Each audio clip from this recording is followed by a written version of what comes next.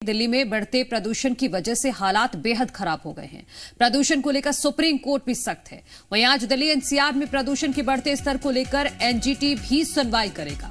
तो supreme court तो पहले से दखल दे ही रहा है और अब एनजीटी भी इस मामले पर सुनवाई करेगा आज। तो देखिए, लगातार प्रदूषण बढ़ रहा है और ऐसे में दिक्कतें भी बढ़ रही हैं। दिल्ली में हर साल ठंड शुरू होने से पहले हवा में प्रदूषण इतना बढ़ जाता है कि लोग बीमारियों का शिकार बन जाते हैं। दिल्ली की हवा एक बार फिर से रेड जोन में पहुंच गई है। हालांकि ये बात अलग है कि 2 दिन पहले की तुलना में कुछ राहत जरूर मिली है, लेकिन ये राहत ज्यादा दिनों तक नहीं रहेगी। इधर दिल्ली एनसीआर और आसपास के राज्यों में बढ़ते प्रदूषण पर सुप्रीम कोर्ट ने भी सख्त टिप्पणी करते हुए सरकारों के कामकाज के तरीकों पर सवाल उठाए हैं। एक तरफ सुप्रीम कोर्ट ने ऑड इवन फॉर्मूले को नाकाफी साबित कहा।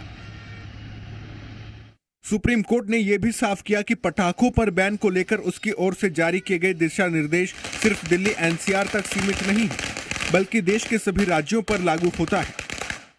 इसके साथ ही आज एनजीटी दिल्ली एनसीआर में प्रदूषण के बढ़ते स्तर को लेकर सुनवाई करेगा।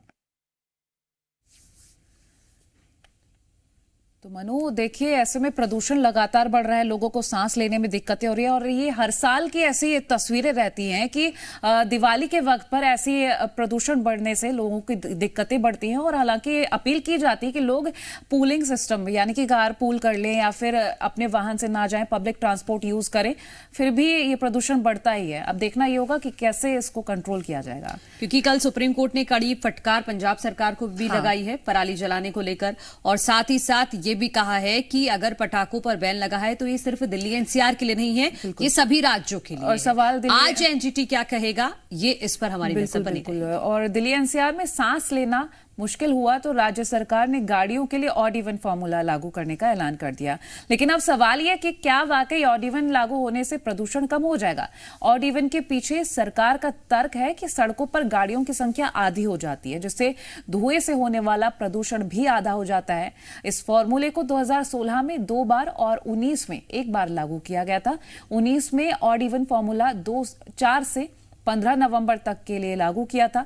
19 में उस समय प्रदूषण के आंकड़ों की बात करें तो ऑड इवन लागू होने के पहले 23 अक्टूबर से 3 नवंबर तक के बीच दिल्ली का औसत AQI 369 था और 2019 में 4 से 15 नवंबर के बीच जब ऑड इवन लागू हुआ था तब औसत AQI 328 दर्ज किया था। यानी कि ऑड इवन लागू होने के बाद AQI के औसत स्तर में 41 अंकों की गिरावट आई थी। वहीं गुरुग्राम में जहां ऑड इवन लागू नहीं था, वहां 4 से 15 नवंबर के बीच औसत AQI में 76 अंकों की बढ़ोतरी देखी गई, जबकि नोएडा में औसत AQI में 12 और गाजियाबाद में औसत AQI में 14 अंकों का उछाल देखा गया था। इन दोनों शहरों में भी ऑड इवन लागू नहीं था, यानी कि ऑड इवन लागू होने पर दिल्ली में प्रदूषण के स्तर में थोड़ी कमी आई थी।